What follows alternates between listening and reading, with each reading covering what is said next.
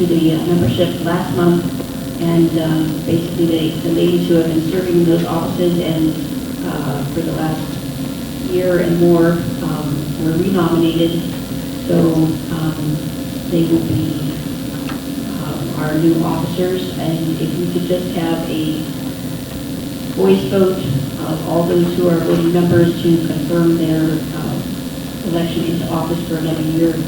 All those in favor say aye. Aye. Opposed? Okay.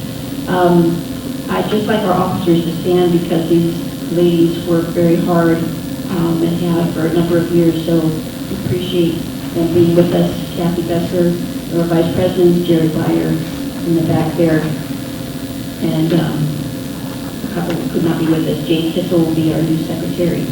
So, and Bill Jones is our tech guy. He's our executive director. He's appointed head of that department, which we appreciate. Okay, for those of you in the membership, there are copies of the new bylaws that we would like to vote to approve next month. Those also will be emailed to you within the next week. But if you would like a hard copy, I'm still the hard copy, like look at paper person. That's probably because I taught English. Can't get away from print when you're an English teacher. But those are on the back table, so please help yourself. And we also wanted to let you know that we do have lending library at the back there.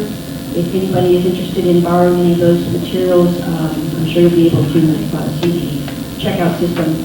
Please feel free to do that. You have event information in the handout that's on your seats there. Just want to point out two quick things. The Tea Party Patriots is hosting a 5-year anniversary for basically anybody who's been involved in the Tea Party movement in the last 5 years. So it's not just Tea Party Patriot groups, but anybody in any of our groups in this Patriot Conservative movement are welcome to come. It should be a very enjoyable time, and the information is on that sheet. Also, there is a very important annual Second Amendment rally. Is that right, Carlo?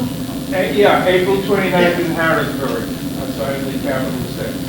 Okay. And if you want to buy tickets, you can get them online, or I have some additional information here. We're scheduling buses from Allentown, Quakertown, and Doylestown to attend that rally.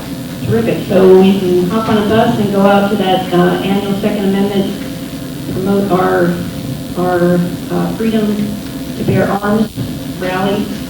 And you can see Carlo, and Carlo maybe can meet that on the back table, you know, if you'd like, or whatever you want to do afterwards, just to make sure people have access to that. How much are the tickets, by the way? We have $35. Okay, $35. Round trip.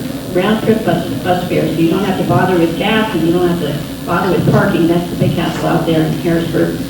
And you get the fellowship of fellow patriots. It's also on our website. It's on the website, and if anybody wants to, you can sign for bus racing or our website. And I think the important thing is that even if you can't go, you'd like to support a vet, pay for a ticket for a vet to go. Yeah, So that's a great idea. Yeah, what we're doing is if you can't attend and you want to pay a ticket, we will distribute it on the DFW and the American Legion for the entire veterans festival. So they can attend. Okay, excellent. And you can check out our website for a lot of other events. The other Tea Party groups in our area have meetings coming up, but check out our website for that.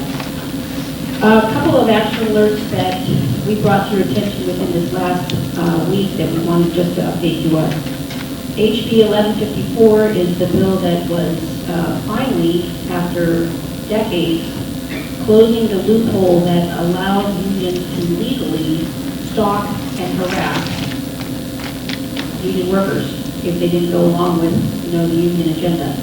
HB 1154 has finally made it illegal for unions to do what's been illegal for all of us to do all along, which is harass and stalk people. And it was passed unanimously. So that's a credit to all of the legislators. And a credit particularly to the majority who finally got this bill up there and put through into the floor. And then HB 2011, Carlo, that was gun registration. They were HB 2011. I understand they were trying to add amendments that would curtail the right to concealed carry in Philadelphia. Do you know? Well, there's the pending legislation considered by 1193, that's for, you're talking about ones that have been made decisions on or ones that are pending. In 2011, I don't, What's 1193? well, 1193 basically allows school boards to make a decision on how they can have an armed person in the school, whether it's a professional security officer or trained personnel in concealed carry.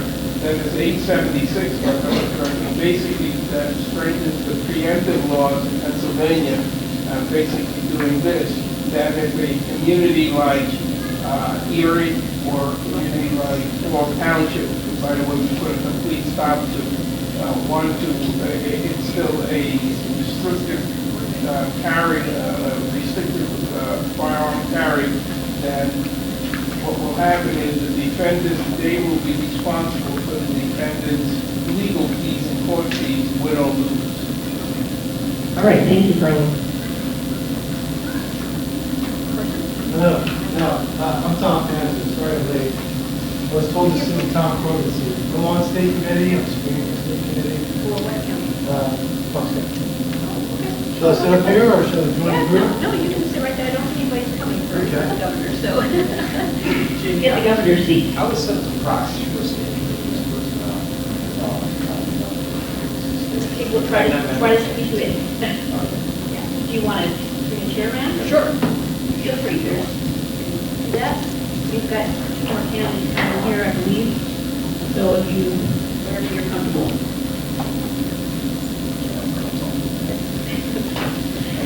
All right. Okay, let's just go right into our candidate evening. I'm sorry we don't have more of an audience here for candidates.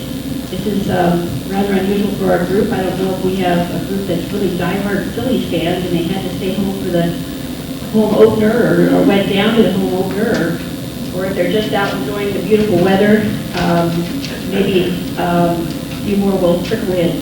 But all of those who are here will be active in communicating to other patriots who they feel is best for different offices. So we appreciate everybody being here. Just to clarify our position as an organization, we are a nonpartisan group. That means that we do not support either party, obviously.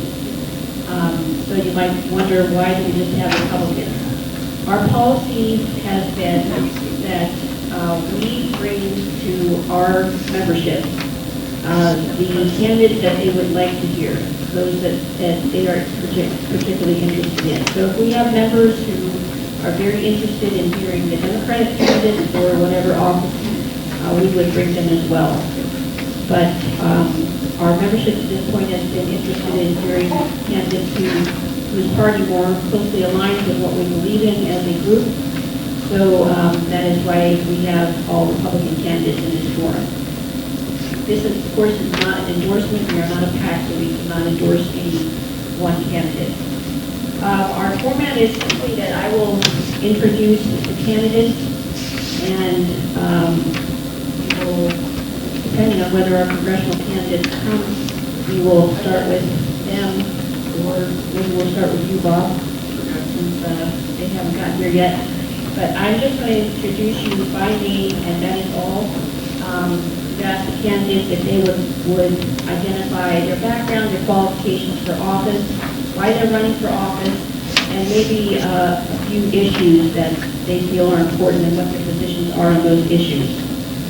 And following Mr. Gazzardi's presentation, he's running for governor. Since we don't have a representative for the Governor Corbett, there will be a 10-minute Q&A and then we'll move on to the congressional candidates if they're here at that time, or we will move to state committee. And basically, we would like you all to limit your comments to 3 minutes. I actually asked you guys here to give a little bit of an explanation about the committee, so she's got a couple extra minutes if she needs it. And we have a couple that I didn't know would be here tonight, but we're very glad to have you. So we'll try to keep on track with our time and make sure that everybody has at least 3 minutes to cover who you are, why you're running, and what you think is important as far as issues go. Please, I guess we'll be using these mics. We use the mics at the table. So I think as you speak, if you would come up to the podium, that would be great. And then during the Q&A, we can just use the table mics. And I just ask that you do respect our time limits. We do have a timekeeper here. Kathy's going to have some little cards to let you know when 2 minutes, 1 minute, and 30 seconds, and please stop. And please do wrap it up, because librarians are very unforgiving about time schedules and closing the library on time, and they will literally come in here and throw us out. So, all right, let us get started with candidates for governor. I did contact Governor Corbett's campaign repeatedly, about 5 different times, and they did not choose to send a representative, which I was sorry to not be able to make available to you tonight. But Bob Bigardi is also running in the Republican primary for governor. So Bob, 15 minutes.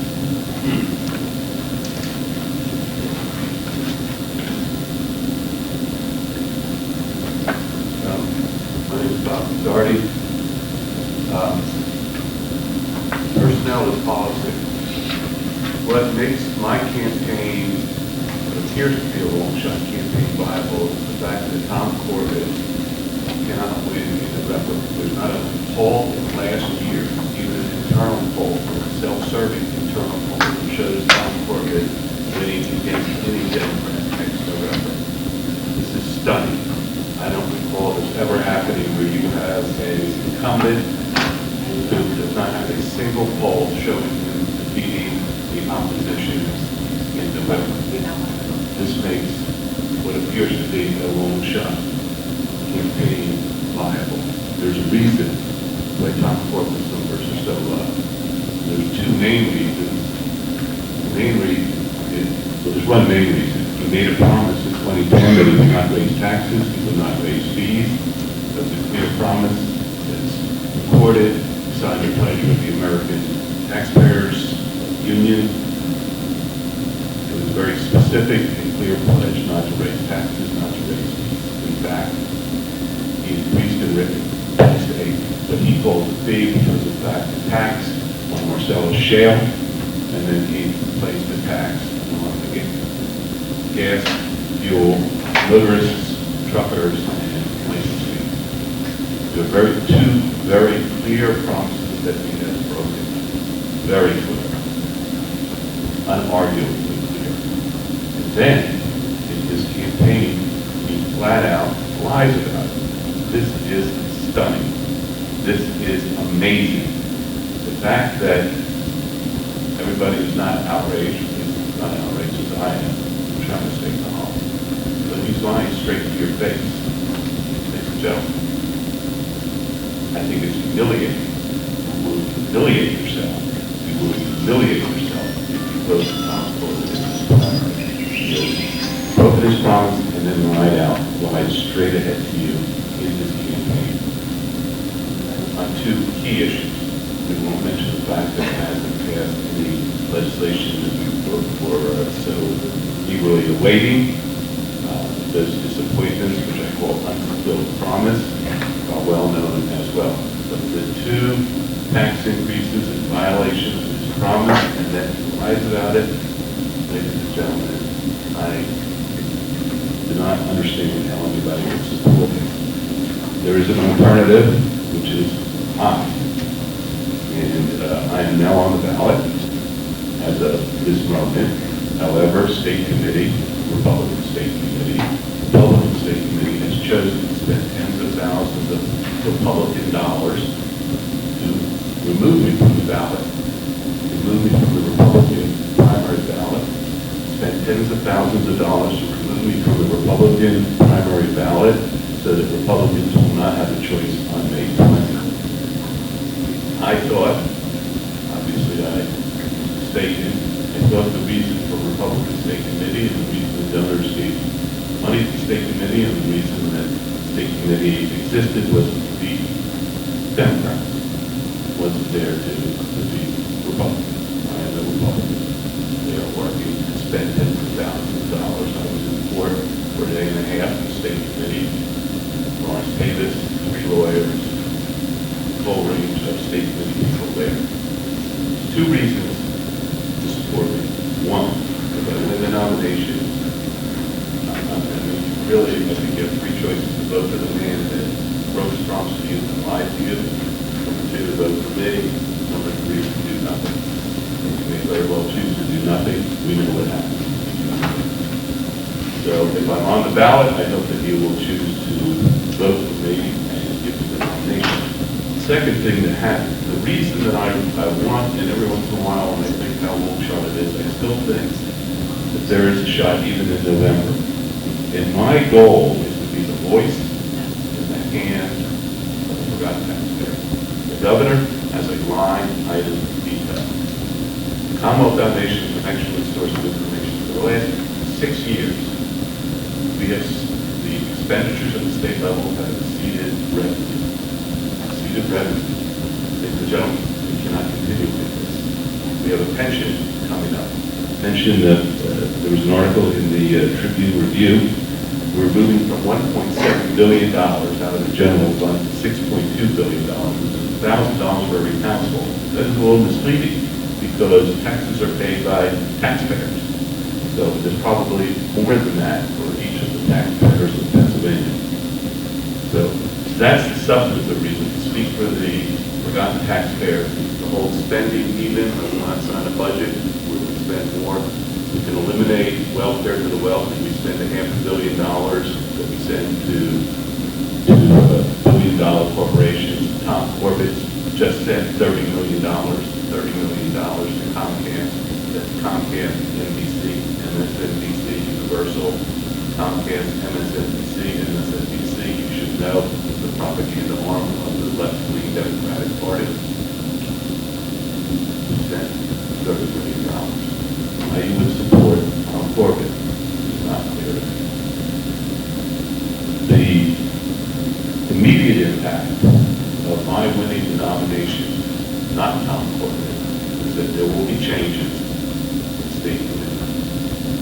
We're not going to spend money defeating other Republicans. We will have open and competitive primaries. We believe that the Republican voters should choose who represent the Republicans and Democrats. You can see are setting the example. This is a sad day when the Democrats are the model for a primary. The Republicans are trying to shut down a Republican primary. In the whole Southeast, as far as I know, there's not a single primary challenger. I hope that you all will consider supporting the independent members of the state committee. Jay Russell is one of the main reasons I am here today. I filed about 3,000 signatures. 1,000 of those signatures were obtained by Jay Russell. Jay Russell is a man who deserves and has earned a position on state committee. He stands for open and competitive personnel is policy. Personnel is policy. Dan Snyder worked with us. Dan Snyder is on state committee. I know Dan Snyder. They say independent, right, and being understood. Dan Snyder worked with me. He is another reason that I am here today.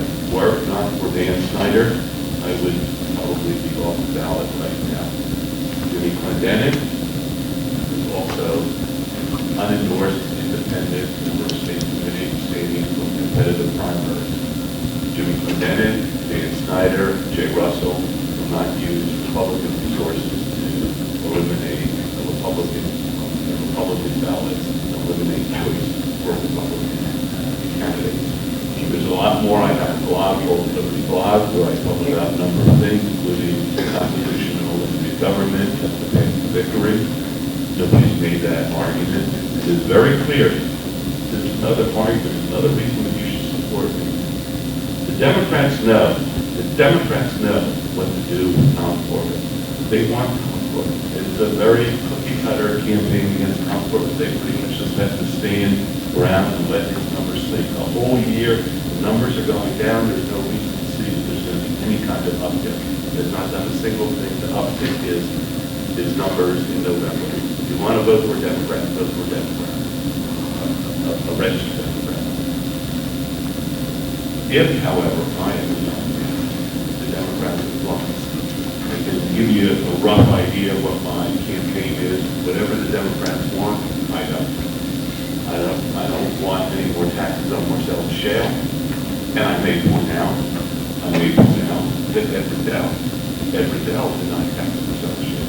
It's the Republican governor. It's the Republican General Assembly that taxed Marcellus Shale. The pension problem. Why do we have a pension problem? It started in 2001 with Act 9. It was compounded with Act 38 in 2002. And it was again compounded with Act 40 in 2003. Which were passed, ladies and gentlemen, Republican governor and the Republican General Assembly. The Republican voters have a lot to answer for. They have been putting these people to office over and over and over again. You have a lot to answer for. And I think I have the right to ask you a question. What are you able to do? What are you going to do? And what can you do? I get a lot of, Bob, you should. I don't want to hear that. My question is, what are you able to do? What can you do? What will you do? It's up to you. We heard that it's a government of the people, by the people, for the people. That's you. What are you going to do? Thank you.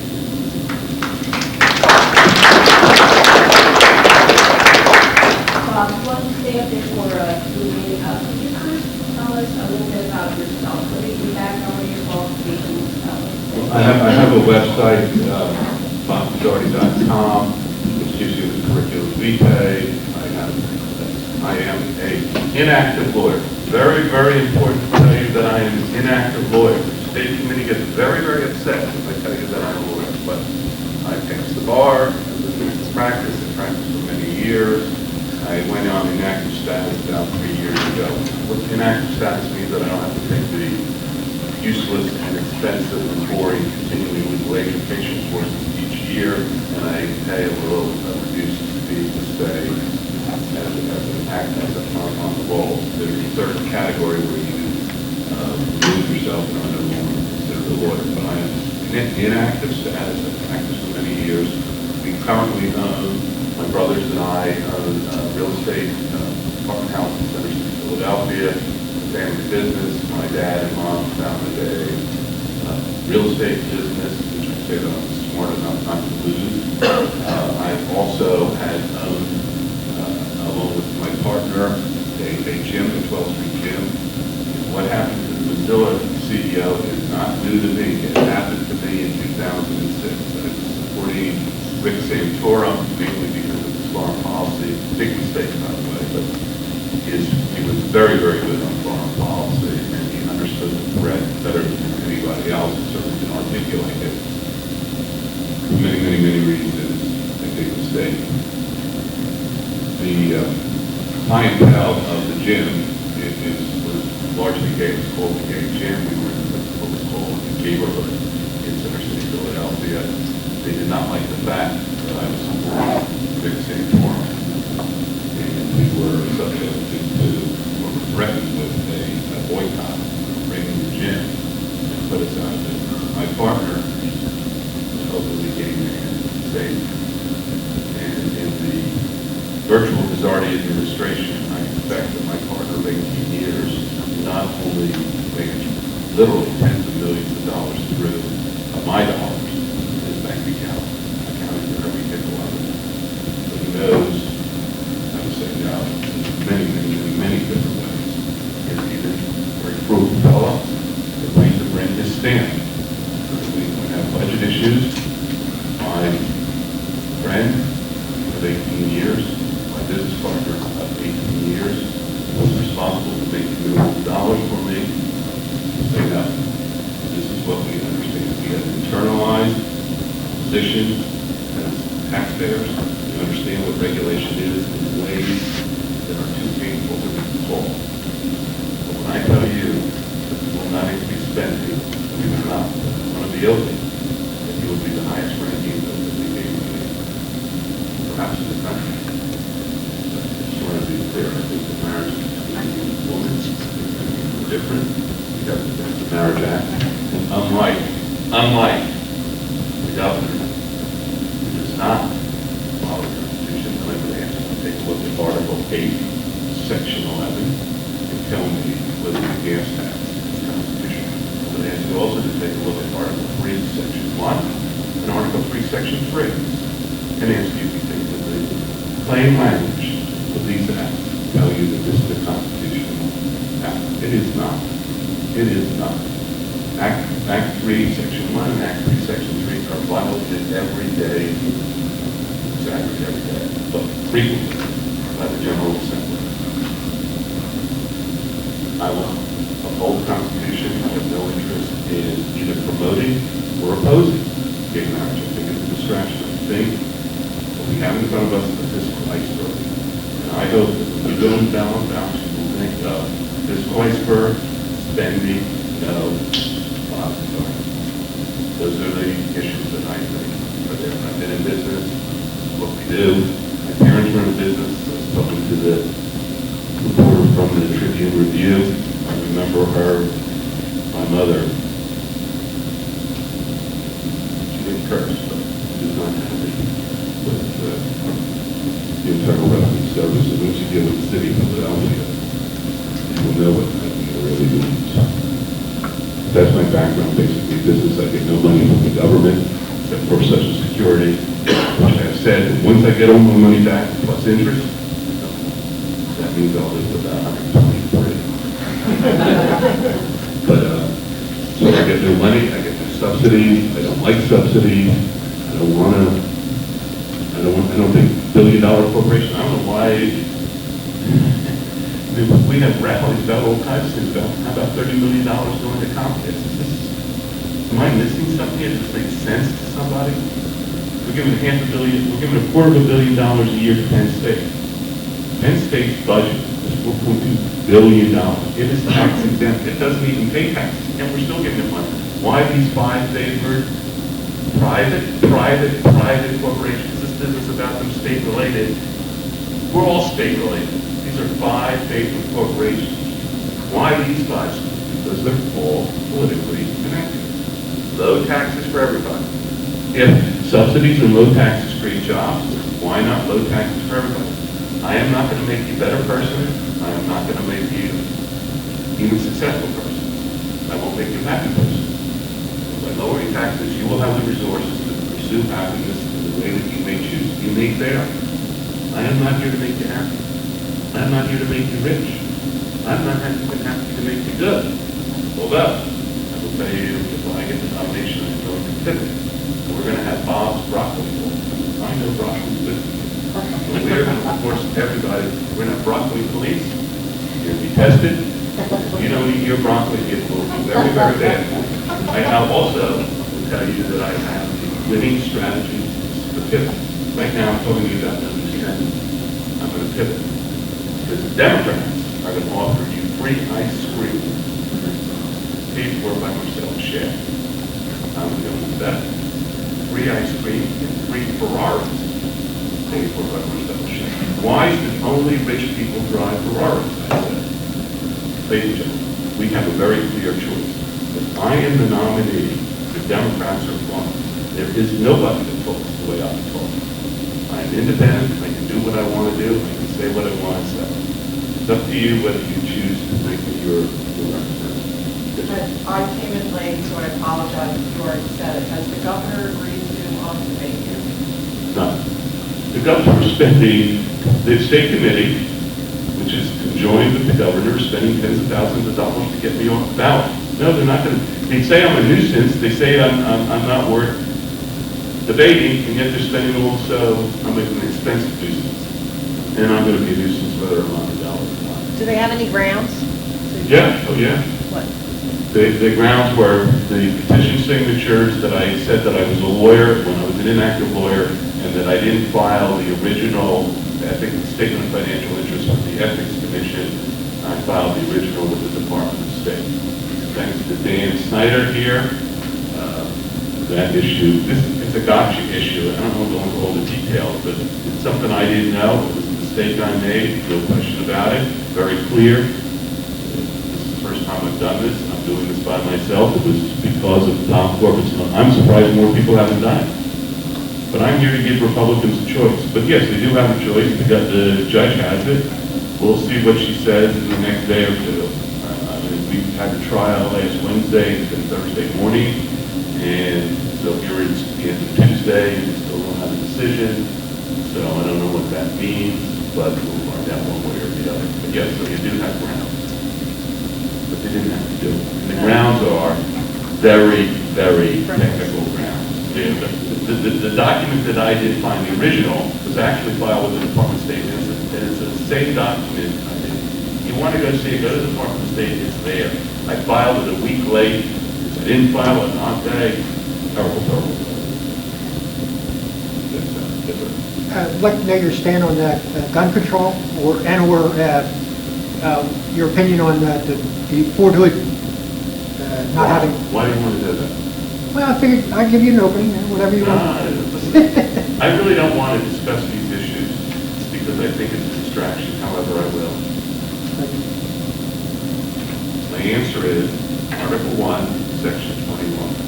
The language in Article 1, Section 21 was inserted in our Constitution, the Pennsylvania Constitution, in 1776. Ladies and gentlemen, 1776 was before the National Constitutional Convention, which was held in Pennsylvania, where the language is already there. The language that we have now was incorporated among other languages in 1790.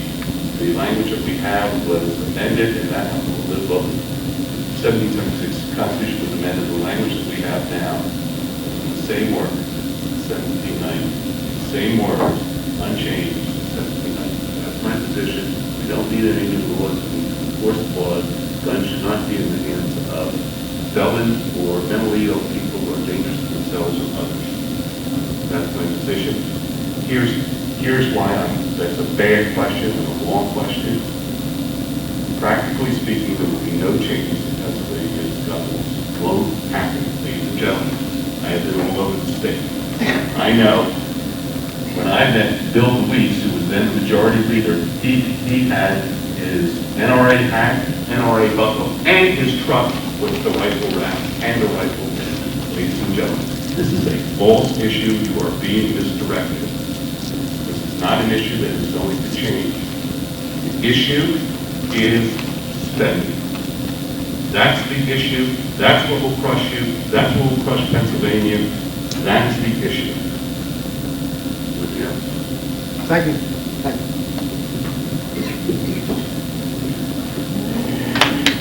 Thank you, Bob. All right, we are going to move on to the candidates for the 13th Congressional District. Many of you may live north of the 13th Congressional, but probably most of you know people who live in that area. That is Allison Schwartz's district right now. And we have 2 Republicans running in the primary. And hopefully whoever wins in the primary, the Republican Party and all those who would like to get rid of the Democrat stronghold in that area will help out that campaign.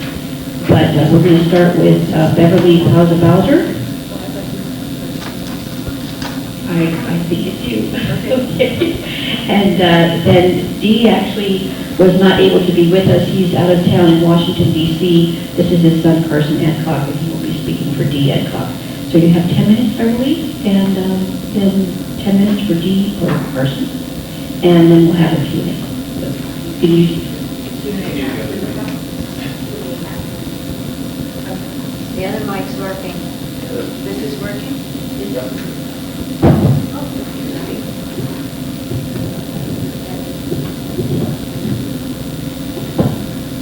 Well, good evening, ladies and gentlemen. Thank you so much for inviting me to be here. Just out of curiosity, since we are in Quakertown, how many folks here are from the 13th? We've got a few. Oh, looks like there you go. Shy hands going up here. Okay, excellent. Let me tell you a little bit about myself. My name is Beverly Flosser-Belzer. I've got some phone cards on the back table. Let me give you information about my background. I grew up in Montgomery County and also in Bucks County. I grew up originally in Hatboro, and then my family moved over to Southampton, and eventually I graduated from New Hope Solway High School. My father was an educator in Montgomery County for 38 years in Lower Moreland and in Hatboro Horsham School District. I went off to the Air Force Academy at age 17. So at this point, you're looking at a retired Air Force colonel, 30 years military service. I'm also a mom of 5, and I'm a grandson. Just came back from his baptism and dedication ceremony over the weekend down in Florida.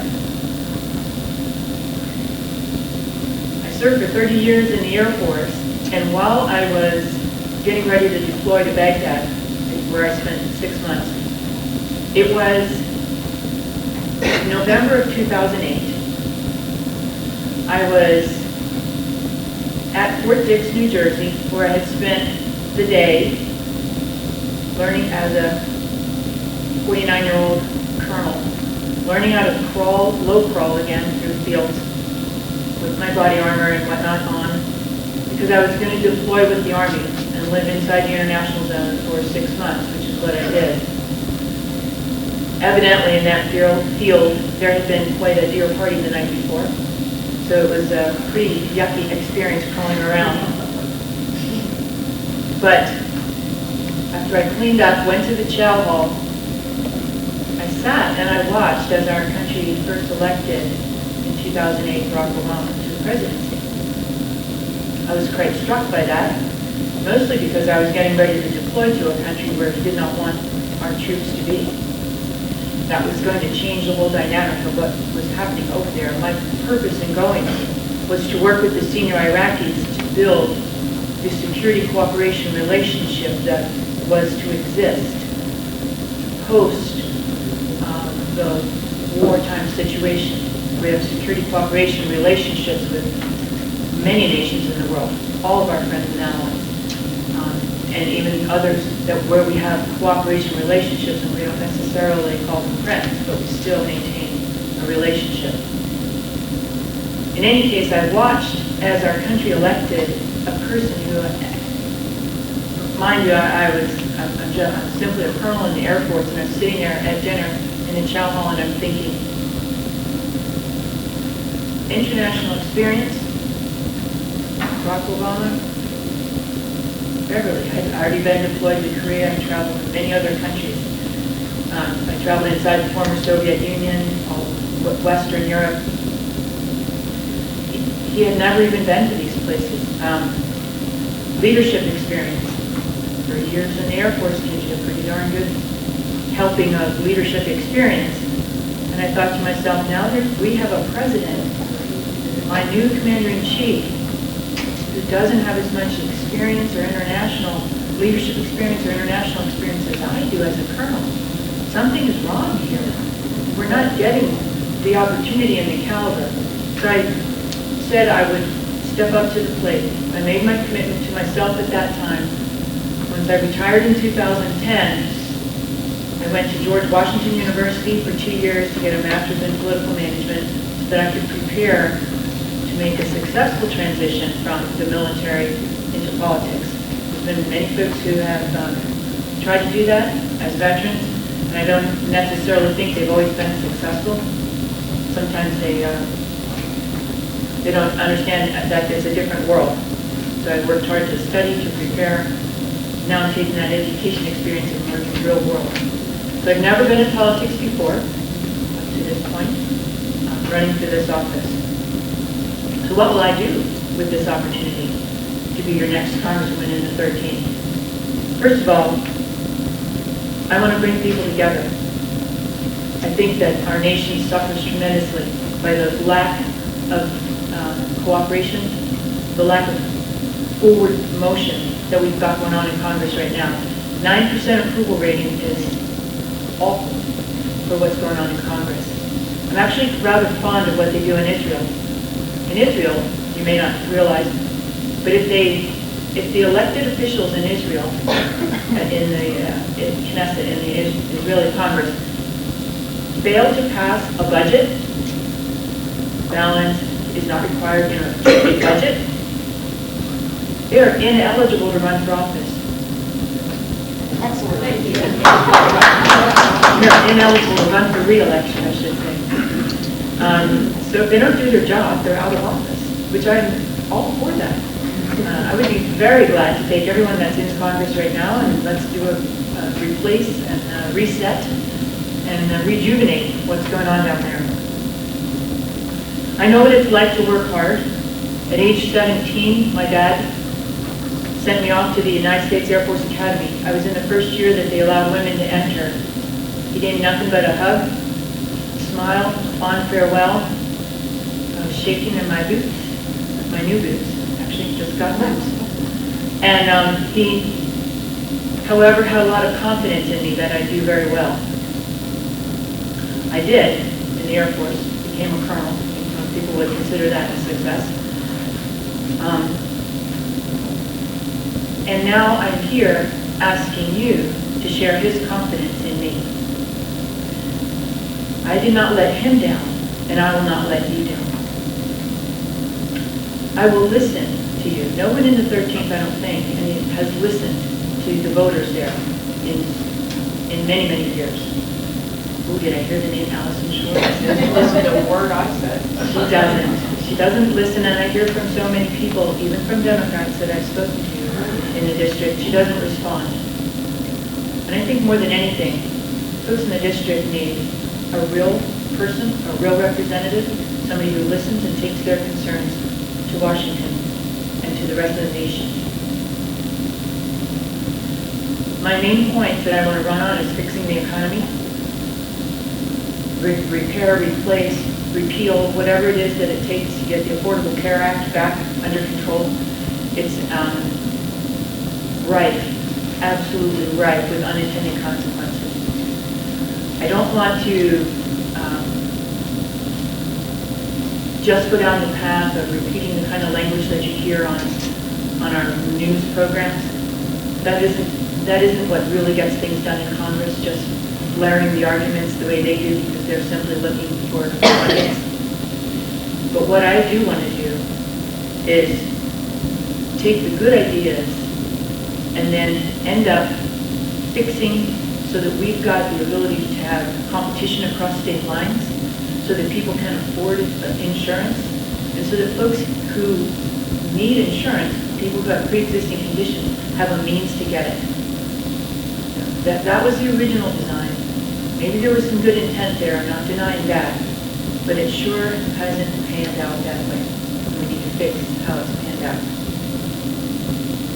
I certainly want to rein in excess government spending, and I want to fix the military. I think our military has tremendously suffered over the 6 years that President Obama has been in office.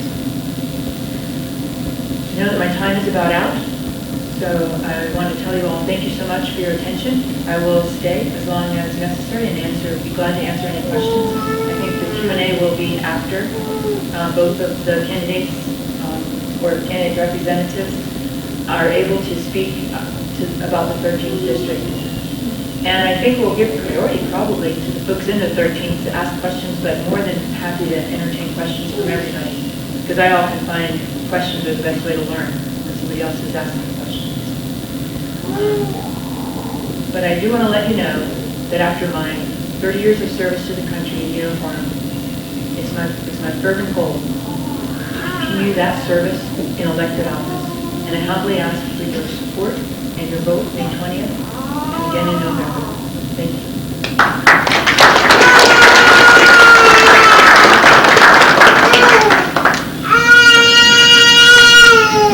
See the baby.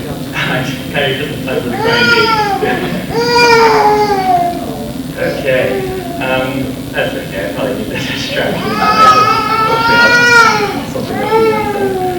Okay, well, my name is Carson Adcock. I'm not running for Congress, but my dad is, so it certainly consumes a lot of our family resources and time, and free time, and vacation time, and anything else. And I also get to work with Dad out on the campaign trail sometimes, and even helping him rehearse his speeches and so forth. So it's probably healthy. This is the first time I'm going to actually try giving his stump speech in his place here tonight. So I'll get a little taste of whatever he has to deal with regularly, and what I'm giving him critique for afterwards and everything else. Running late on the way up here. I love it in Quakertown, though. Just on a personal note, we have a family little getaway place that my grandfather purchased up near Camelback. And growing up, it was kind of the place to get away to on Memorial Day weekend, Labor Day weekend, 4th of July, and so forth. And kind of an old farm, quite a few acres there on the backside of Camelback. And it used to be like out in the middle of nowhere, but now that's like the place to be. Anyway, that ended up working out well tonight because there were 2 accidents on the way up 309, so I had to use some of those back road routes that we used to take, and so on. Had a nice tour of Bethlehem, old Bethlehem type on my way over here. Well, my name is Carson. I'll tell you quickly about myself, and then I'll give you Dad's quick stump speech. My background is in economics. I went to Wheaton College for economics, and one of my heroes in that field is Milton Friedman.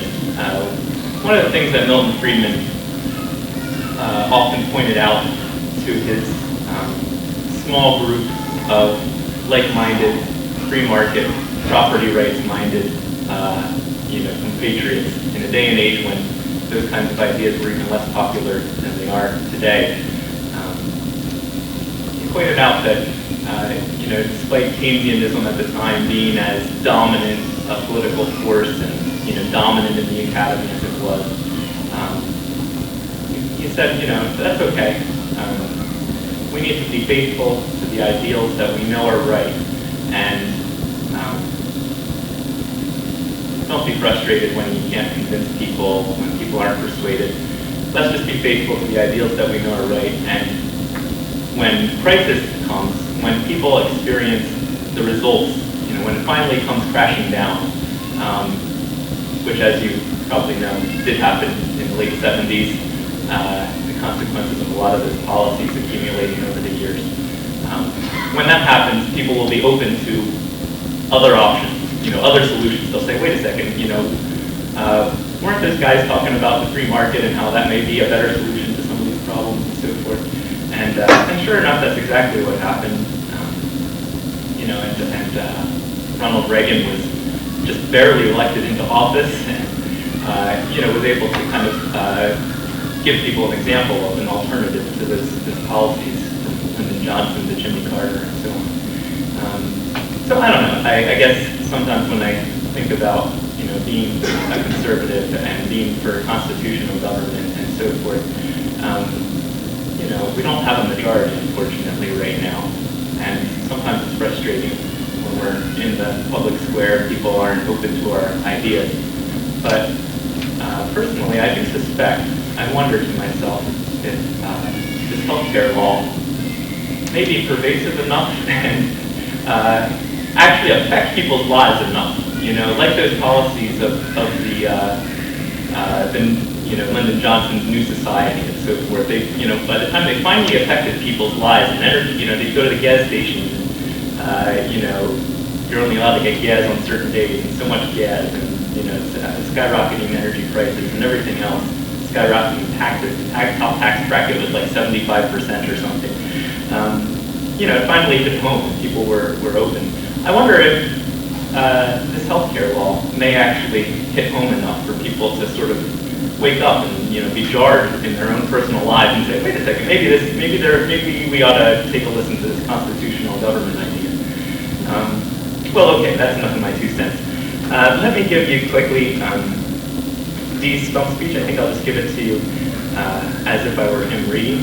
And one of my favorite speeches that we did together. I actually worked with Dad on putting this one together. Was the Tea Party in our area was putting together a rally last minute.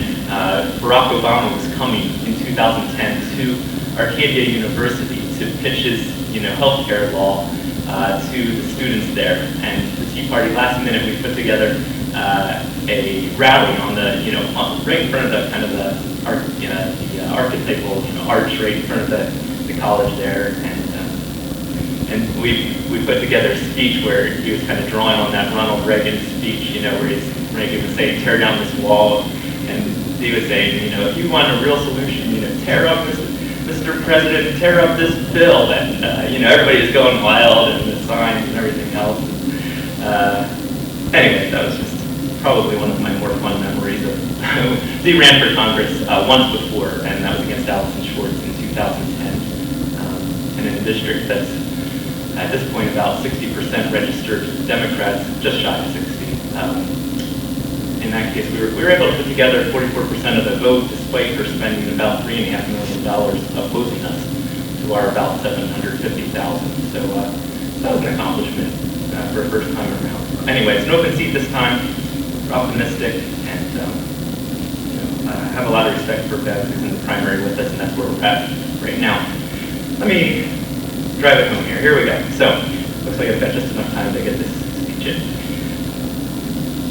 Good evening. Thanks for having me with you here tonight. My name is Dee Adcock, and I'm running for Congress in the 13th Congressional District. First, a little about myself. I grew up in Huntington Valley, and my wife, Sandy, grew up in Fox Chase. We have 3 kids who we've raised and are now off on their own. Me, Sandy, and the kids attended church for most of our lives at the Fellowship Church in Hunting Park, not too far from where our parents grew up. I went to Juniata College for economics, and for the last 30 years, I've been running a small swimming pool business that my dad started, and which has grown into a medium-sized company that employs about 120 people. Like many in the room, I've been blessed to be able to live the American dream. I've been able to take care of my family, to take risks and work hard, to enjoy the fruits of my labor, and to share what I have with others in need. I feel that dream is fading for the younger generation, and maybe you feel the same way. The main reason that I'm running for office is to fight for policies that will restore the American dream for the forgotten workers and taxpayers of Northeast Philly and Montgomery County, people like you and me and our kids who are trying to make lives better for themselves, their families, and their communities. In restoring the American dream, there are a lot of areas that need attention, but 2 really stand out. First, the need to fix the economy and create jobs, and second, the need for positive health care reform. First, jobs in the economy. Just before becoming president, Senator Barack Obama told us that the government's $9 trillion debt was immoral. Well, after Barack Obama's 5 years of stimulus spending and programs that were supposed to fix the economy, the national debt just passed $17 trillion. Who's supposed to pay for that? I'll tell you who. Our kids, you and me and our kids, the forgotten workers and taxpayers that keep the real economy going day in and day out. Wasteful spending and regulation are weighing on the economy and preventing small businesses from expanding and creating new jobs. Second, here's what I have in mind when I say positive health care reform. As a small businessman, I've been speaking out against Obamacare since the beginning. I said it would be a disaster, and that's exactly what we're seeing as our premiums skyrocket, our choices dwindle, and people are being kicked off plans they were told they could keep. Lots of positive reforms are within reach. Reforms like being able to purchase plans across state lines, liability protection to protect our doctors, and giving consumers like you and me the ability to deduct premiums, just like big businesses can. The freedoms and opportunities that my generation enjoyed are under attack. I believe that it's the responsibility of each generation to fight to renew these freedoms, the opportunity of the American dream for the next generation, and that's why I'm running for office. If you're a career politician or a crony capitalist corporation looking for a handout, I'm probably not your candidate. If you're a special interest lobby group or one of those intellectual elites who want to use the government to tell you how to run your business and live your life, if that's you, you're already well represented, and I'm not your candidate. But if you're a hardworking taxpayer who wants to better your own life and the lives of your family members in the community, I'm one of you, and I'm asking you to send me to Washington to fight for our kids so that they can have a chance to live the American dream. That's it.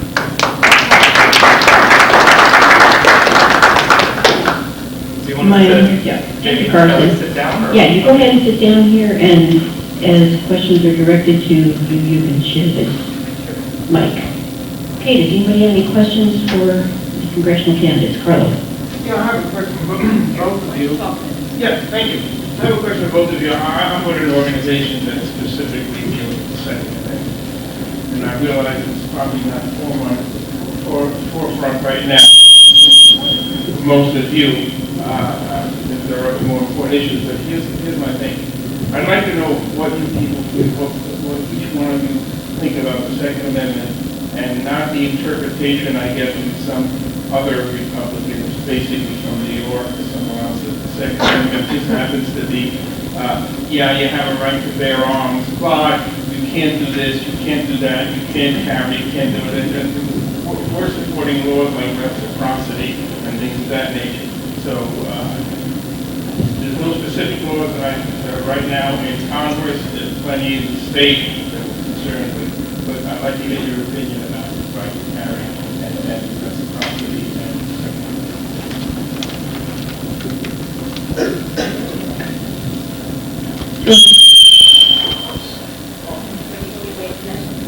Is that what they call tweeting? Feedback. I fully support the Second Amendment.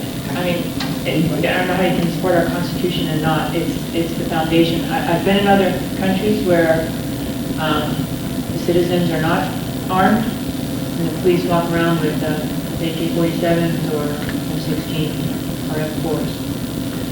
That's not what our citizenry is. That's a government that's oppressing the people. I've been to those countries.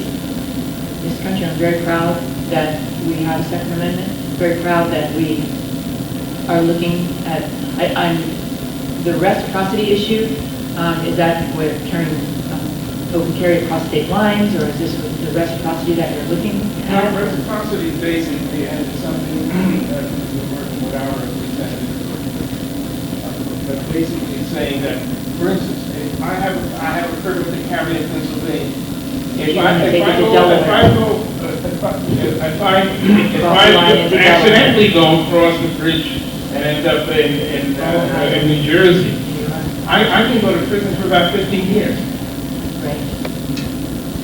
Even if you're not the And if I resident go, over there. yeah, and I'm involved in Civil War skirmishing. When I go to Virginia, if I can carry Europe, and carry West Virginia, and carry Virginia. I go to a strip of about 5 miles of Maryland. If I get caught there, I go to the slammer. Well, I do believe in states' rights as well. So I think that would be something that you have to study very carefully, so that you're not violating states' rights to be able to determine the laws within that state, but at the same time you're respecting the Second Amendment rights of the citizens. We have a very unique. Has anybody ever traveled throughout Europe, say, or small places where there are close borders of many, many countries? That's a world of difference. We don't have to go through customs, immigration, border control like you do in Europe when you're traveling. You know, Israel is not much bigger than New Jersey. Just to think how much of a border control effort they've got going on. You're not just going to drive. So while we travel between states very freely here, at the same time we do need to understand that states have their own rights to be able to set their laws the way they want. What we've got to do is be able to find a legitimate legal way to protect each citizen's rights under the Second Amendment. Carson, you want to speak for Steve? I don't think that we have any difference with Bev on this issue, and I think we made a good point there. The other point that I think is worth making is that the Tea Party is probably one of the only people recognizing or speaking out about is that I think it's pretty clear when you read the Constitution that, you mentioned New York. My sister moved to New York. I grew up in New York. Okay, and I thought, I had to get her something, for self-defense, right? So I got her this, I shouldn't say this on the camera. I got her this little stun gun. It looks like the size of a cell phone, and it's, it would only be used at, if somebody were attacking you at very short range. And next thing I knew, I see a newspaper article about somebody that got arrested for carrying a stun gun in New York without a license. And I'm thinking, oh boy, I hope I didn't get her, put her at risk or something. I mean, that's the state of affairs, though. So yeah, I think that it's worth paying attention to, and I appreciate your concern over it. The first point that I was interested in saying was just the fact that it's becoming a talking point or a mantra, I think, among most centrists in the country that, okay, well, you have a gun for self-defense or for hunting. True. I mean, those were legitimate reasons and are legitimate reasons, but ultimately, I mean, if you look at the structure of the Constitution, they're setting up a government that has several layers of checks and balances. Sort of that last layer is the Second Amendment, saying, look, ultimately, the people need a way to protect themselves from, even if these other checks fail, they need a final check to make sure that they're able to protect themselves from a tyrannical government. So at a Tea Party meeting like this, that's, I think, important to know. Thank you. Any other questions? Back here. Bob? I probably don't need the mic. But anyway, just want to thank you for your service, Ben. And I know you're both great candidates. It's going to be a really hard choice for us. But one of the things that seems to happen these days, that politicians get in office and we have to drag them out. Well, carry them out. They're already gone, passed away, gone to another land. And, well, my question really is,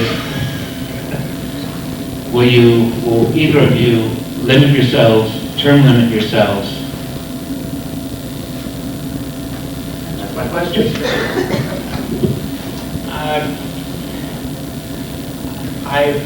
I don't know if he said that he would term limit himself, like just voluntarily, but he supports term limits for House members and for Senate. I think that he says 12 years for the House, and it may be that he says 12 for both, between 12 and 16 is what I've heard him say. I better not say whether or not, I'm actually not sure what he would say if he would term limit himself, that is to say, if it weren't for everyone. But I can tell you this, he doesn't need to worry because he would get term limited by his wife. So you won't have to worry about hanging around for more than 12 years. I appreciate the question very much, and yes, I will voluntarily term limit. I would limit myself to 3 terms because I've already served 30 years in the military. I want to get into this office. I think in 6 years in Congress, you ought to be able to do an effective job. In the military, every 2 years, sometimes even shorter, you move to a new location. You went in as a leader, you made changes, you made effective efforts, and then you move to a new location.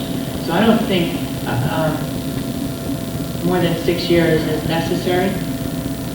I understand that many folks who are interested in term limits do support 12 years. I would have no heartburn with somebody wanting to serve for 12 as the max. But let me just explain a little known fact about veterans and Congress. Today we have, I mentioned earlier, 9% approval rating for what folks are doing in Congress. Everybody recognizes that. About 1950, 1960 timeframe, what did our approval rating run? Typically anywhere between 45 and 60% approval for what was going on in Congress. How many veterans are serving in office today? Anybody know? 18% and dropping. It's been dropping since the same time frame in 1950, 1960. How many were veterans that were serving in elected office in both the House and Senate?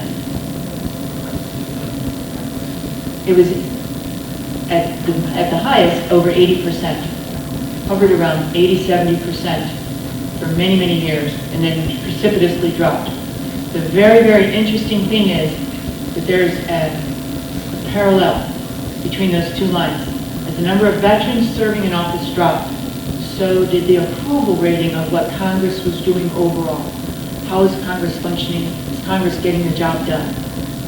I am not saying that veterans are the answer to everything. I am saying that veterans have put their life on the line for this country. That they served, as I have, for every American, whether they're Republican, Democrat, liberal, conservative, it doesn't matter. You serve for this country, for this Constitution, and for the freedoms of all. And when you take that to Congress, that's what gets things done in Congress. Thank you. Maybe we have to stop and move on. Okay, we're going to take one more quick question here, Sandy, but we'll have to have very brief answers. Yes, first of all, thank you very much for serving for us. And also, you had mentioned Allison Schwartz. I'd like to take this opportunity to, I am a pro-life advocate, and Allison Schwartz has run an abortion mill for many years in Philadelphia and referred for abortions. I'm bringing this up because most of our issues, to me, in my view, are anti-life. We have gun control. We have 4 abortions now than we've had before, even though some statistics show that they're going down. But I see anti-life. Now, with you serving in the service, I would think that you would be pro-life. And I'd like to ask the candidates, are you pro-life? Thank you.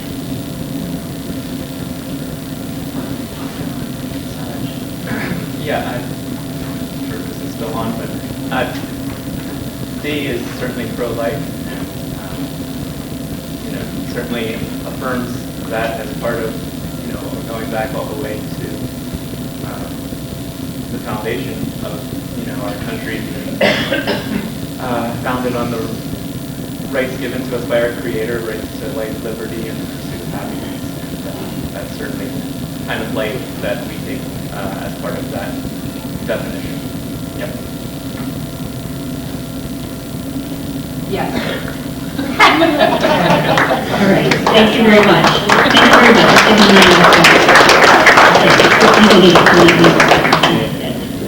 Thank you very much. Okay, thank you so much. Now we're going to move on to our state committee candidates, and we have a couple of, well, I'm going to stay away from that thing. We have a couple who are here that I wasn't expecting tonight, but we'll try to move everybody along. If you can be really brief in your comments, folks, we would appreciate that. Karen Ungerman, who Don Petrelli was sitting in her place right there, she got stuck in this jam up on 309 where there evidently were 2 accidents, and that's why I think some of our candidates and audience as well may have been delayed tonight. But thankfully didn't involve any of you all here. So let's move on. I asked Judy Guides if she would just briefly explain what state committee does for those who may not be familiar with that. Judy's been serving in the Bucks County GOP State Committee for a number of years, and we're going to give her, whenever you need, Judy, 3 or 4 minutes, and then just go right down the row. 3 minutes, no more. If you can condense a little bit more, that'd be great. And go ahead, thank you. And then we'll do a Q&A. The Republican State Committee's job is to get statewide Republicans elected. It's made up of representatives from all 67 counties. The number that each county has is based on the number of registered Republicans and also the number of new registrations that are picked up each year. So the last time we ran for state committee, Bucks County had 17, and now this year we only have 16 because there are some other areas in the state that have been a little bit better about registering based on a certain percentage. So a few more things were shifted around. We meet twice a year. The winter meeting, which normally occurs either at the end of January or the beginning of February, is for the purpose of endorsing any statewide candidates that are up in that particular year. It could be a judge, in the odd years, and in the even years, it's either going to be the U.S. Senator, the Governor, or presidential candidate if that happens in that particular time frame. I was first elected to state committee in 2004. I have been active in the Republican Party for, in August it'll be 40 years. I was really thinking maybe it's time to quit, but under duress I said, okay, one more term. I will do that for you. I look at state committee as sort of a reward for leadership. Most of us who serve on the state committee have had some kind of local leadership positions, so that now when they're looking around for somebody to manage particular candidates' campaign, they will say, we would like you to do this, or we would like you to help with that. And I feel as a state committee person that that's where, okay, I signed up for this, I will help you wherever I can. I live in Quakertown. I'm, I guess what they consider an upper Bucks representative on the state committee. They try to spread us around throughout the state, so some of the other people here today are from different parts of the county. That'll be it. That's fine, thank you. Okay. Jimmy, you're up next.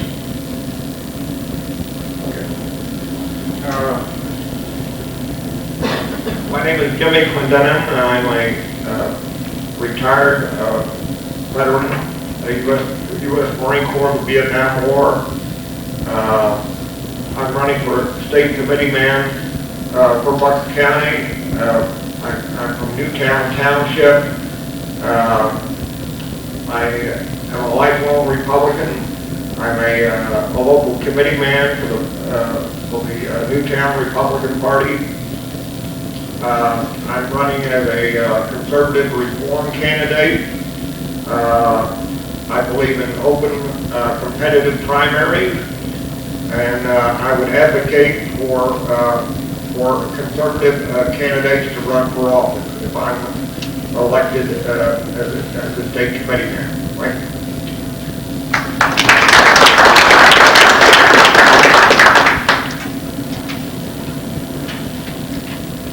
Hi, my name is Don Petrilli. I'm here as a proxy for the state committee candidate named George Dram Guinness. I currently serve as Bucks County's Register of Wills, and George has asked me to fill in for him.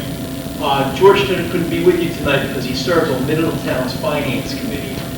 George has spent his entire career in the finance industry, licensed in property and casualty insurance, life insurance, and currently serves and does that for his full-time career.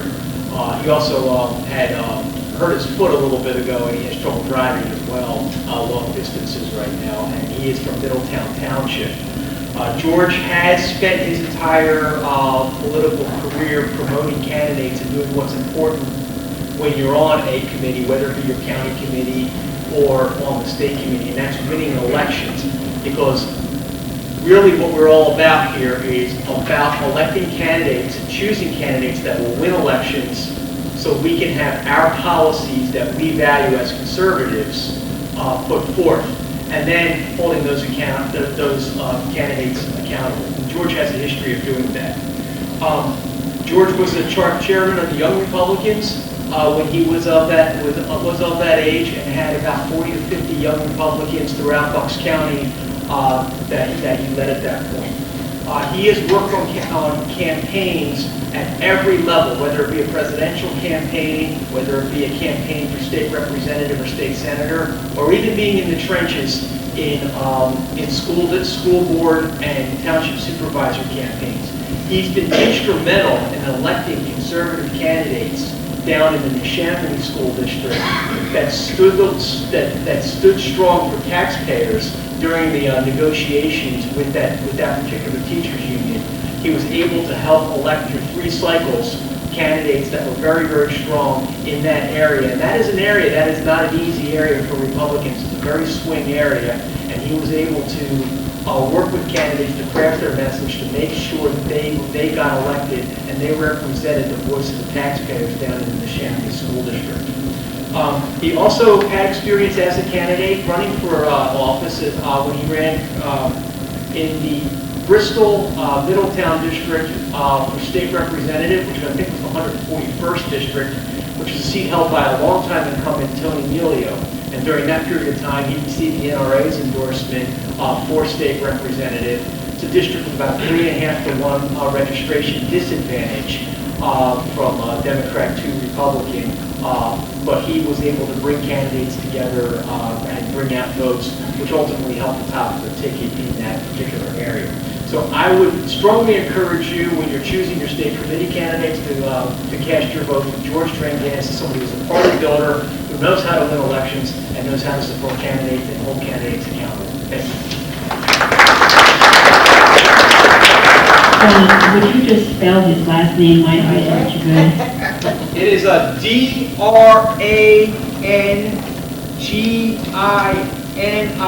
and I do have his resume up here that I will put in the back for everybody. Once the candidates. Thank you. Jay Russell. My name is Jay Russell. It's good going next to last because everybody has pretty much spoken and gave you a lot of information. I want to try and be very brief. Article 1, Section 21 of the Pennsylvania Constitution says the right of the citizens to bear arms in defense of themselves and the state shall not be questioned. So a farmer like me can read the Constitution and understand. I mean, we have a lot of lawyers down there. And I was in the Air Force also, so we have some good veteran people up here. I was 12 years. So I consider myself a farmer because my great-grandfather came over from Ireland in 1892 and started the farm. So I work with plants, so I bet you I'm the greenest candidate up here also. So I ran for Congress in 1994, so I've been there, done that. I'm a county committee man right now in Northampton Township 13. So I'll be around here, I'll talk to you, whatever. So, and I do collect a few signatures to help people out. I want to encourage other people. I'm not here to solve the world's problems. I like to encourage people to run for office, get involved, because you can make a difference. People win or lose. I lost by 6 votes one time. So my name is Jay Russell again, and I want to be that independent voice to open up. Republicans are supposed to be for competition. Well, we shouldn't be taking people to court and throwing them off the ballot. I was thrown off the ballot a couple times, so I know the feeling. Thank you.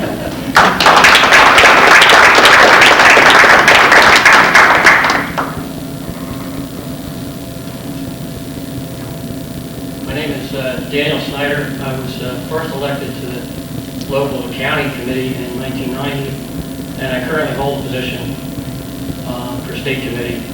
And I was able to beat the endorsement countywide to gain that prominence. And I'm an independent person, and no one tells me how to think. So I hope to be sent back to Harrisburg and vote on your behalf and endorse candidates that run, like Judy said, for statewide office, for judge, U.S. Senate, and governor. And I live in Warrington Township. That's just west of Doylestown. Thank you.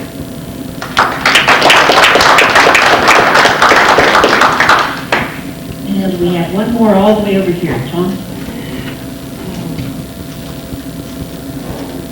Thank you. Tom Panzer, live in Warminster Township. Father of 4, married for almost 25 years. I'm an attorney. That's not real popular with the Senate today, but yeah, that's what I do. I actually manage a full-service firm in Doylestown. It's a good, busy, honest, hard-working practice. And in my spare time, between balancing family and career, I serve as a Warminster Township supervisor. I'm in my 5th year of my 2nd term. And I had the luxury of serving 6 years, 12, 15 years ago. Put my full 6-year term in, figured I had done my service, I turned limited myself, and sat out for 6 years. I did what other people do, come to the meetings, pay attention, stay involved, but not serve on the board. And it was a good break, but things kind of went south in Ormsby Township, and we had to revisit, especially the fiscal issues, the spending issues that everyone's talking about, the pension issues. It's more difficult today, a lot more difficult today, to deliver those core services at the local level, the stormwater, the streets, funding those pensions. I mean, people worked, 10, 20, 30 years to get their pension. They're going to get their pension. But we, the taxpayers, are looking at a big pension bill, not just at the state level, not just for the school director or the school districts, but the local government as well. There's a big rain barrel of money, and the spigot going in is kind of small, the spigot going out is pretty big. And the question is, how do we address it? So at the state committee level, it's a great opportunity to meet and discuss, to meet our elected officials at the state level, discuss issues like that, and try to bring them back to Bucks County and our municipalities, and try to do at the local level, the most local level, what I think is the purest form, where you're talking to the people who live in your community directly, facing the same issues as you. So if you are voting in the Republican primary, I would ask that you consider voting for me for state committee. I'd like to go back and continue to serve the party, its party folks, and the local community in that regard. Thank you. Thank you very much. Now we have some extra time here on the end for more questions and answers. First of all, let me say, I know some of you are not from Bucks County. How many of you are Montgomery County folks? Okay, well, I'm sorry that we couldn't get any of your state committee people here. We did try. Jack Perry is serving on state committee right now. Judy, you probably know Jack, right? You know Jack from Montgomery County at all? Maybe not. It's a big committee, people from all over the state. But Jack has served on state committee for some years and tends to be an independent voice on state committee. He, back in the campaign for senator, state senator, when there were 5, I think, Republicans running in the primary, Sam Rohr was one of them, Tom Smith was another, there were several others, Steve Welch, right, and then several others as well. Jack Perry was a no endorsement vote, and then he voted for Tom Smith. So you know that he thinks independently, perhaps. But Jack was tied up at work tonight and could not come. He is part of the endorsed slate in Montgomery County. If you want more information on who's running on that endorsed slate, I would encourage you to look up Jack Perry. I believe he's a doctor. And I'm sure you could probably find him if you just Google him. And was that good? He's the chiropractor. A chiropractor? Yes, sir. Yeah, I thought you might have run into him. Also, I know of at least one unendorsed candidate down in Montgomery County, and that is Steve Piotrowski, who is the leader of Citizens for Liberty. So I'm sure Steve would be happy to hear from you if you wanted to contact him about, his positions. I know he runs as an independent candidate too. All right. One question that I would like to start with for the state committee. The probably biggest question that has come up in recent years, and perhaps before that, is whether or not primaries should be open. In other words, whether or not the state committee should endorse for the primary, endorse for governor for the primary, endorse for state senator for the primary, endorse the judges for the primary. Let me refer back to that endorsement process when those candidates were running in the primary for state senator. I would like each of the state committee to answer the question, if you were a state committee person at that time, were you in support of an open primary? If not, feel free to explain. If so, feel free to explain. And if you were not a state committee person, if you're running for the first time, if you could indicate what your feeling is on whether, the state committee should endorse these state offices before the primary, or whether they should not. And I think we'll just start over here. Tom, with you, if you could, and if you can just try to keep your answers fairly brief, we appreciate that. Thank you. I believe in the endorsement process, period. I believe it's important. I believe it provides order. I believe it does not exclude people. You don't have to be endorsed to run. You don't have to be endorsed to win. There's a good example of that. Toomey. He wasn't endorsed, but he won. And I'm sure you could, just go down any election cycle, and you'll find folks who have won despite not being endorsed. The technicalities of getting onto the ballot are more challenging than getting endorsed. And there was discussion about ballot contests, etc. And I am a lawyer, and I have looked at a few of these things in the past. And, I mean, there are rules. And if there are rules, either the rules are going to be enforced or they're not going to be enforced. They're going to be enforced uniformly, or they're not going to be enforced. I believe in uniform application of the rules. So when someone wants to get on the ballot as whatever candidate for whatever party, the rule is you got to get these petitions filled out. And the petitions have to be filled out by people of that party and in that district. And those are some of the fundamentals. And for whatever reason, the Commonwealth believes that those petitions should be completed very accurately and without ditto marks. I don't think there's a problem with ditto marks. The Commonwealth does.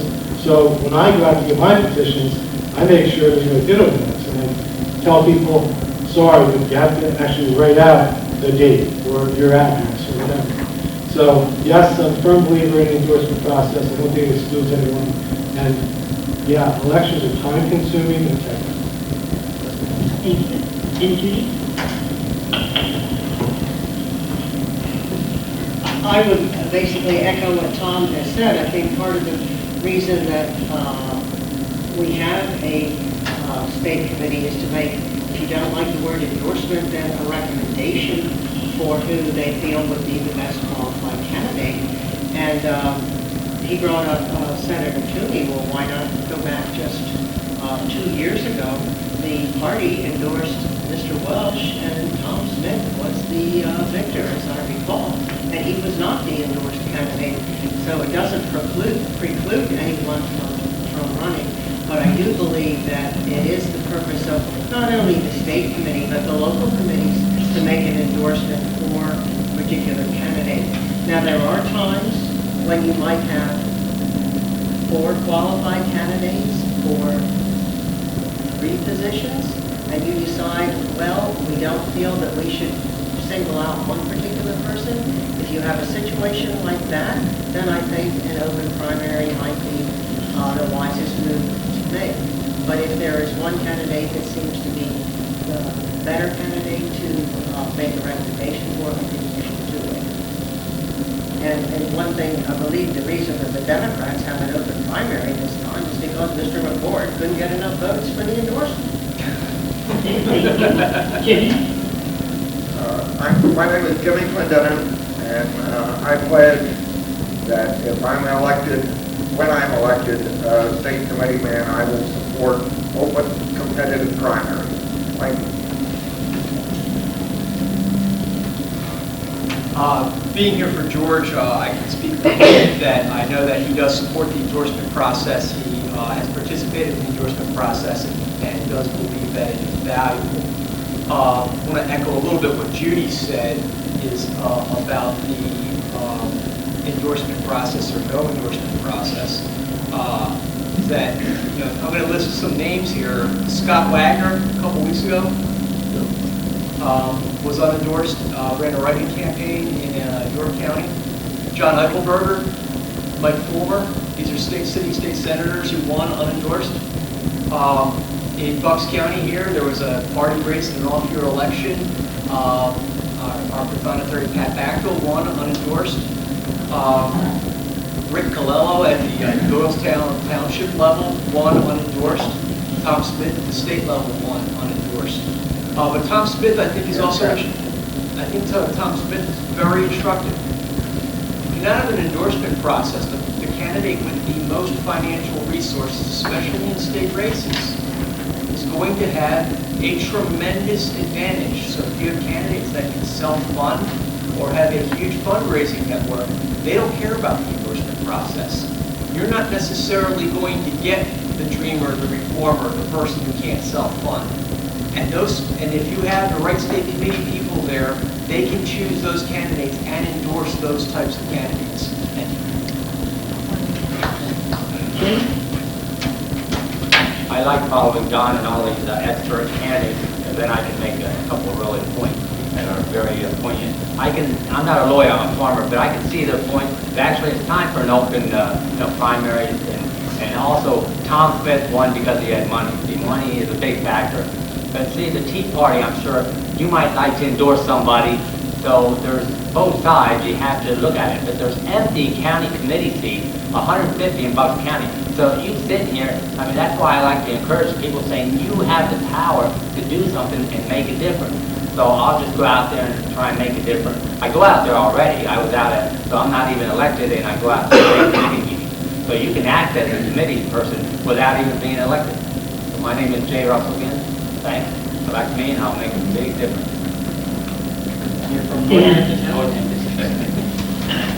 My name is Dan Snyder. I was elected independent of the endorsement. Obviously, I'm in favor of open primary. But Judy has pretty much echoed the way I see it. Most of the time, you want to have an endorsement, but there are exceptions. When you have 3 candidates for statewide Supreme Court, etc. Something like that, you might say, hey, maybe it's better for an open primary. That's it. Give it to answer. Okay, thank you very much. Are there any other questions? Okay, back here, Marilyn? This is going to be very simple. There's 2 things I want to ask everyone. I'll go right down the line. One is Agenda 21, and the other is Common Core. If you could just please say you support it, you don't support it, or you have no opinion. That's all I'd like to know. Thank you. I don't know the definition of legal system. Okay. No and no. Thank you. Carson, do you know Dee's position? I'm going to abstain. I'm not confident speaking for him on that. Okay. I think You probably go to his Beth website. says no, she knows what she's talking about. So I'm just going to go out on a limb. I'm sure you could probably go to his website and contact Kathy and find out. Common Core is supported by the governor. Don't talk anymore. Okay, yep, we're just wanting Don't yes or say no anymore. here. Go ahead. I don't support Common Core, and I don't support Agenda 21 either. Thank you. Next. Judy? I have no idea what agenda 21 or 22 or whatever the number is. Okay. We're talking about Common Core. I have mixed feelings on as a retired educator. There's some things about it that look like it might not be a bad idea, but I really don't have really good enough opinion to say, yeah, I'm for it or no. Okay. Thank you. I'm an opponent of Agenda 21 and Common Core, and as state committee man, I would advocate against it. I haven't talked to George about his positions, and I don't want to misrepresent him. I'm like Jimmy, no and no. I'll just say no and no. Thank you. I would like to ask Judy, since she's been on the state committee, does the state committee have any impact on issues like that? Do you have any opportunity to influence legislators or legislation on those type of issues? The way the state committee takes any kind of stances on these particular issues, as a member of the resolutions committee, I have seen resolutions come up that talk about, the last time I think Common Core was one of them.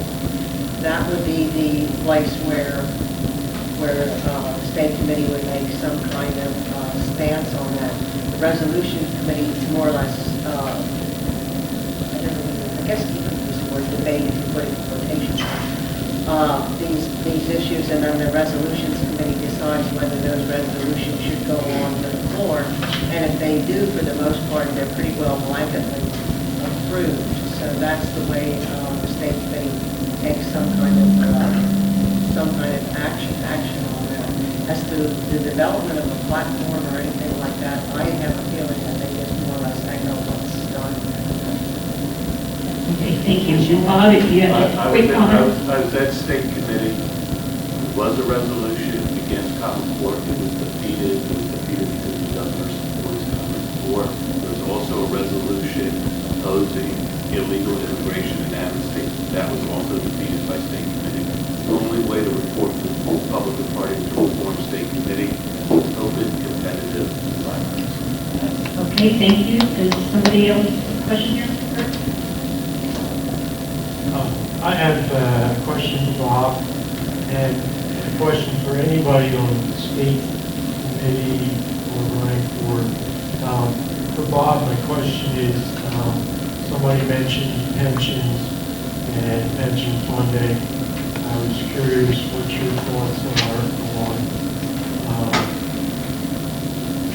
maybe pensions as a whole for state employees and or funding for them. And for the state committee,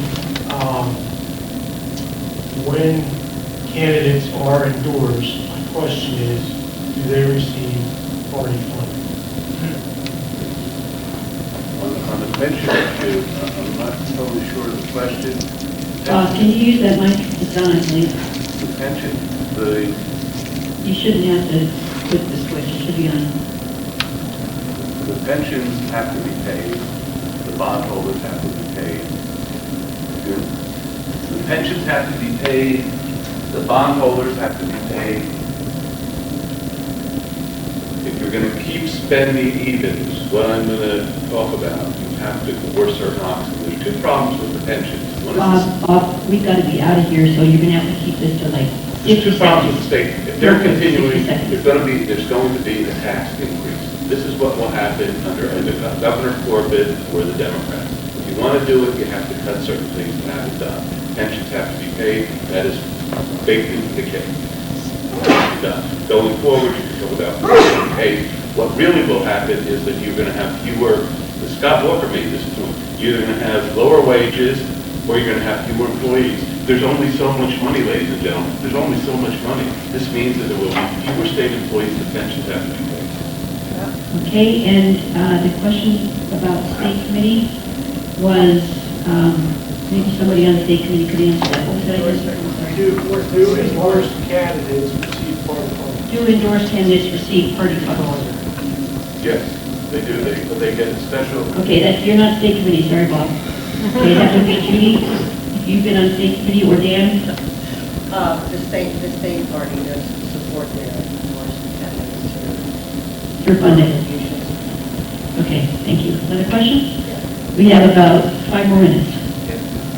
Real quick, state committee endorsements. It seems that, or our question really is, will the state committee represent the people of their particular district in their endorsements? In other words, will they have forums or debates or such to bring it out to the people and represent those people rather than people at the top, the governor, et cetera, who in 2012, I believe, endorsed Welsh when, the governor wanted it done, so it was done. Everyone bowed to the governor. Now, okay, the question was, will you represent the people at the state level of your own district? Let's just go down the road, Dan. I've always used my own independent thought and never listened to anybody that, is party boss above me. Jay? I'll talk to the people and these gentlemen. I think everybody who is involved in the political process, you talk to your people and you bring it back to your group, and then you work on choosing the best candidate. It's a very bottom-up process. That's what it should be. The question is whether that is what it is. So, Jimmy? In the case of what happened in 2012 with Steve Welch, that's a prime example of why the state committee should support open and competitive primaries. Thank you. If there should be some type of a caucus meeting that is called, and when those caucus meetings are called, then the different members of the state committee will have some input into that, and then afterwards a vote may be taken to decide who they might want to support. Okay.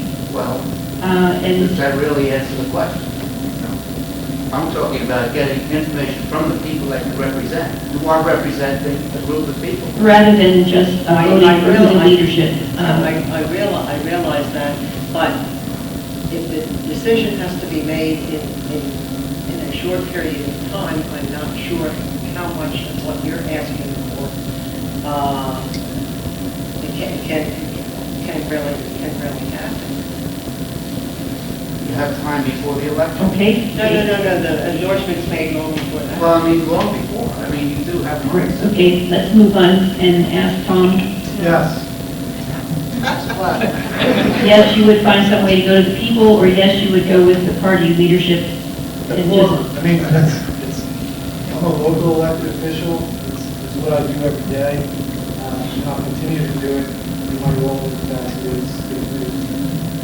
I think one of the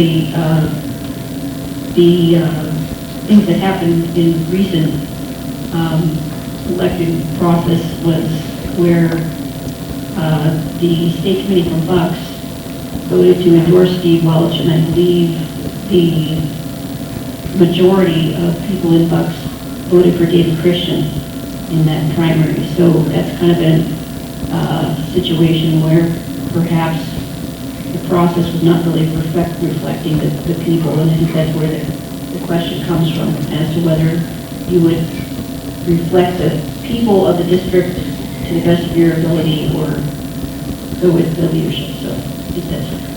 Okay, Kathy, and we've got to close up. Well, I think that is the question about the endorsement process. I don't think I have a big mouth. Is just that if you're going to listen to people that you represent, then you have to give them the option. I think you have to give them the option that they're trying to show you who they want. And that person may be the best person for the job, but they don't have the money. And they don't get the money. If they're showing you, just like in this case that Jamie's talked about, it's who they want, let them elect that person. Let them be the push on that. I'm for open primaries, for sure. If it's going to reflect what the people that are out there pushing for candidates would want to do. Yes, absolutely. I'll just say a quick note about what's happening in the 13th Congressional District. I think it's a rather unusual circumstance, but Di Adcock and I are in an open primary. It's an unendorsed primary. Many people don't realize that. It hasn't happened at the congressional level for, I don't know, I'm wondering. Lincoln, maybe? But it's another thing to note, as I went to school at George Washington University, you may not realize it, but there's only 3 states out of 50 that do any kind of an endorsement before the primary. And that's New York, New Jersey, and Pennsylvania. And being the point. Okay, very good. Well, thank you very much for your participation. Let's give a round of applause.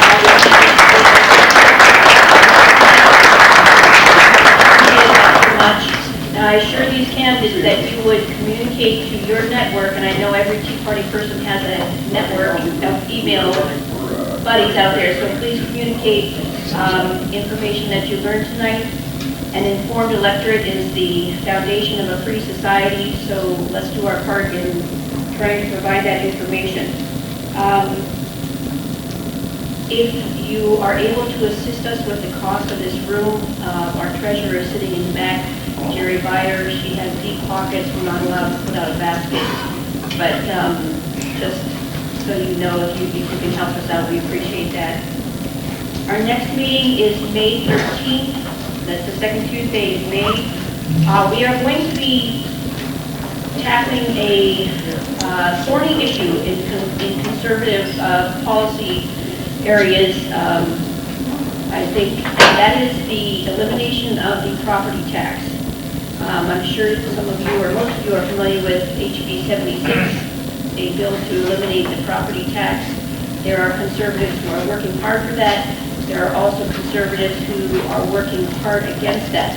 There are conservatives who have alternative bills. I've been in touch with Darrell Metcalf. He may be able to fit in a visit to our meeting here to talk to us about his property tax bill that is an alternative to HB 76. We also have I've been in touch with Jennifer Stefano and Steve Lonigan, who is opposed to it. Also, the group that has been working very hard for a long time to get some reform with the property tax through, and they will all be a part of that meeting, so that should be very, very interesting. Before we close, I want to give just a few minutes to Jamie Cox. I think she got caught up in that snarl of traffic and everything. It took her a couple hours to come out here, and I appreciate so much Jamie. I think we'll give her a round of applause just for driving that far. Jamie is a regional director for American Majority. They have an important community organizing effort going on in Bucks County, and I just want to give her a chance to tell you about it. We would like to do some canvassing in Bucks County. We have several people that are interested in what the voters think about some of the issues that are important to Pennsylvania, specifically in Bucks County. So we're looking to hire people that will go door to door with a survey. We're looking for college kids, stay-at-home moms, dads that are willing to do that. So if you are interested at all, I'll give my information to Jamie if you want to contact her, but see me, look at her card, because we'll be hiring here in the next couple of weeks. On issues. And the purpose of it is what, Jamie? It's to gather the information from the voters on specific issues that we think are important in Pennsylvania, but we need to know the voters in their specific counties that we're interested in. So speaking of getting in touch with the people, that's exactly what American Majority is trying to do. Yes. Reach out to the voters in Bucks County, find out what issues are important to them and what perhaps they're... A lot of it's education, pension reform, paycheck protection, those kinds of issues. Obamacare might be one of the questions, but we're still fleshing it out. But just come and see me if you have kids or grandkids or neighbors next door. Yeah, you have to be able to drive and walk for about 4 hours. That's the qualification. I could use that exercise. Okay, please make sure that you stop by the candidate literature table that's in the back. There's also some goodies that our welcome lady, Nina Balting, brought along. Thank you, Nina. Don't forget the lending library if you're interested in that. And if we don't have your email address, please do sign up at the table on your right. There's also bumper stickers and other literature there that is available to you at no cost. Jerry is the donation person if you would like to contribute for those things or for the time here tonight. So thank you very much for coming out. Another round of applause for our candidate.